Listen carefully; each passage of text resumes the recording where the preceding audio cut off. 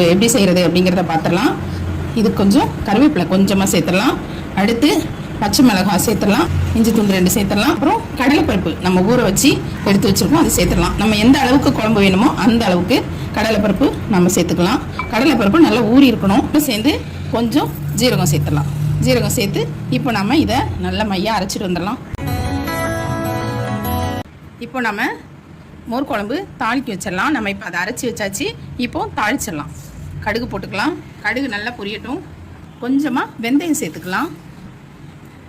2-3 கடலைப்பருப்பு சேர்த்துக்கலாம். ஜீரகம் கொஞ்சமாக சேர்த்துக்கலாம். அது நல்லா பொரியட்டும். இப்போது ஒரே ஒரு பச்சை மிளகாய் சின்ன சின்னதாக நறுக்கின பச்சை மிளகாய் சேர்த்துருக்கோம். கருவேப்பிலை சேர்த்துக்கலாம்.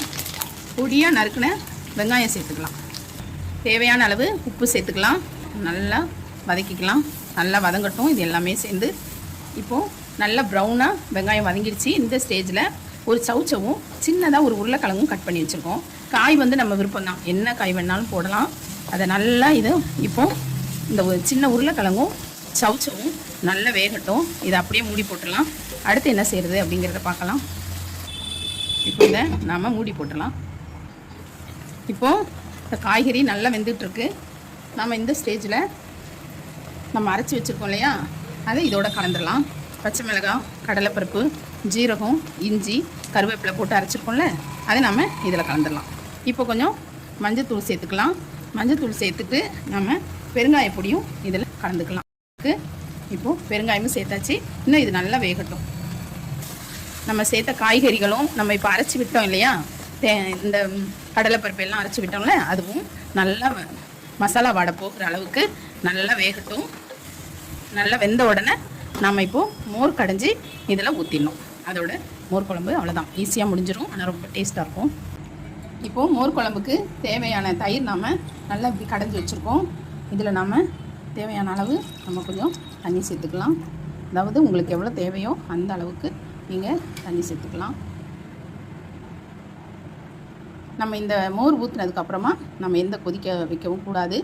நல்லா மசாலா ஸ்மெல்லாம் போன உடனே நம்ம இதை ஊற்றி அப்படியே இறக்கிற வேண்டிதான். இப்போ காய்கறி நல்லா உருளைக்கிழங்கும் சவுச்சவும் நல்லா வெந்திருக்கு. நல்லா மசாலா ஃப்ளேவர் எல்லாம் நல்லா போயிடுச்சு. இப்போது நம்ம மோர் சேர்த்தாச்சு. மோர் சேர்த்ததுக்கப்புறம் நாம் மோர் சேர்த்துட்டோம் இல்லையா, இப்போ நல்லா கலக்கி விட்டுறலாம். நல்லா கலக்கி விட்டு இதோட கொத்தமல்லி இலைகளை நம்ம சேர்த்துடலாம். ஈஸியாக ரொம்ப சீக்கிரமாக மோர் குழம்பு ரெடி ஆகிடும். ஆனால் இதில் வந்து நீங்கள் தேங்காய் எண்ணெய் லாஸ்ட்டாக ஒரு ஸ்பூன் விட்டு இறக்கலாம். அந்த தேங்காய் எண்ணெய் ஃப்ளேவர் இதில் இருந்தால் நல்லாயிருக்கும். இறக்கும்போது அதை விட்டு இறக்கிக்கலாம். A few moments later. இப்போ கொத்தமல்லி தலைகளை சேர்த்துடலாம். சேர்த்துட்டு நம்ம மூடி வச்சிடலாம். சுவையான மோர் குழம்பு ரெடி ஆயிடுச்சு. இந்த மாதிரி செஞ்சு பாருங்கள்.